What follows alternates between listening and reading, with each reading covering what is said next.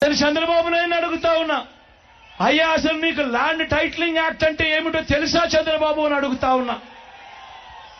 అసలు land titling act అంటేనే దాని అర్థం ఏమిటి అనంటే భూముల మీద సంపూర్ణ హక్కులు రైతన్నలకు ఎల్లవేళలా ఉండేట్టుగా ఒక యాక్ట్ చేయడమే, దాన్నే ల్యాండ్ టైటిలింగ్ యాక్ట్ అంటారు చంద్రబాబు. ఫస్ట్ అది తెలుసుకో అని అడుగుతా ఉన్నా.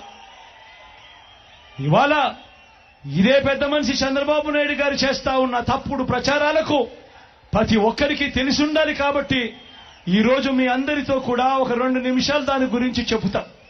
ఈ ల్యాండ్ టైటిలింగ్ యాక్ట్ అన్నది రాబోయే రోజుల్లో ఒక పెద్ద సంస్కరణ అవుతుంది.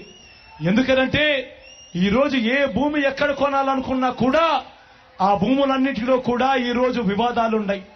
ఆ భూముల్లో ఎక్స్టెంట్ అన్నా తక్కువ ఉంటుంది, సబ్ డివిజన్ అన్నా జరగకపోయి ఉంటుంది, సర్వేలన్నా జరగకపోయి ఉంటాయి, రికార్డులన్నీ అప్డేట్ కాకపోయి ఉంటాయి.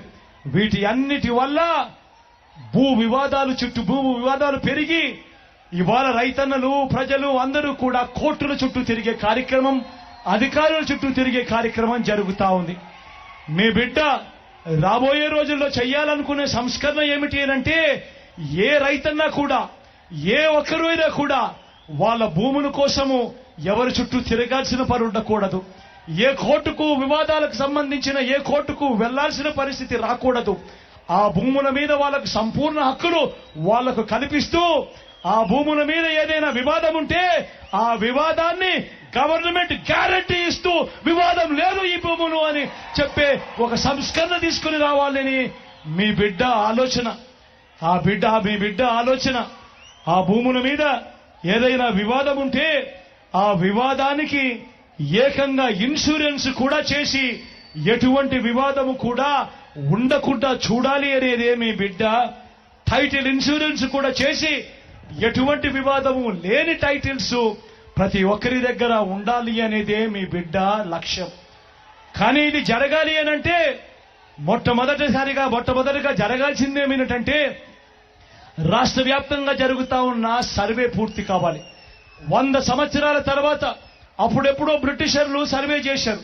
దాని తర్వాత ఈ దేశంలో గాని ఈ రాష్ట్రంలో గాని సర్వేలు మళ్లీ చేసే పరిస్థితి లేదు. ఈ రోజు మొట్టమొదటిసారిగా మీ బిడ్డ గ్రామ సచివాలయాలు తీసుకొని వచ్చి అందులో ఏకంగా 15,000 సర్వేయర్లను కూడా అందులో పెట్టి ఈ రోజు మీ బిడ్డ 100 సంవత్సరాల క్రిందట జరిగిన సర్వేను మళ్లీ మీ బిడ్డ ప్రతి ఎకరాను కూడా సర్వే చేయిస్తా ఉన్నాడు. రైతుల కోసం సర్వే చేయించడమే కాకుండా వాటికి సంబంధించిన సరిహద్దు రాళ్లను పెట్టిస్తా ఉన్నాడు, రికార్డులన్నీ అప్డేట్ చేయిస్తా ఉన్నాడు, సబ్ డివిజన్ చేయిస్తా ఉన్నాడు. చేసి ఆ రైతన్నలకే హక్కు పత్రాలను ఎక్కడికి పోకుండా పదిలంగా రైతన్నలకు అందేట్టుగా చేస్తా ఉన్నాడు మీ బిడ్డ. ఇవన్నీ కూడా పూర్తయిపోయిన తర్వాత కానీ రాష్ట్రంలో 17,000కు సంబంధించిన రెవెన్యూ గ్రామాలుంటే ఇప్పటిదాకా 6,000 రెవెన్యూ గ్రామాలు మాత్రమే పూర్తయ్యాయి. రాబోయే 1.5-2 సంవత్సరాలలో పూర్తిగా 17,000 గ్రామాల సర్వే కూడా పూర్తయిపోతుంది. ఆ తర్వాత ప్రతి రైతన్న దగ్గర ప్రతి ఒక్కరి దగ్గర వాళ్ళ భూములకు సంబంధించిన పక్కా రికార్డులు ఉంటాయి. సర్వే చేసిన భూమి ఉంటుంది, సరిహద్దులు పాతిన భూములుంటాయి, రికార్డ్స్ అన్ని అప్డేట్ అయిన భూములుంటాయి, సబ్ డివిజన్ జరిగిన భూములన్నీ కూడా పూర్తి హక్కులతో ఆ రైతన్నులకు ఆ పేదలకు వాళ్ళందరికీ కూడా వాళ్ళ దగ్గర ఉంటాయి.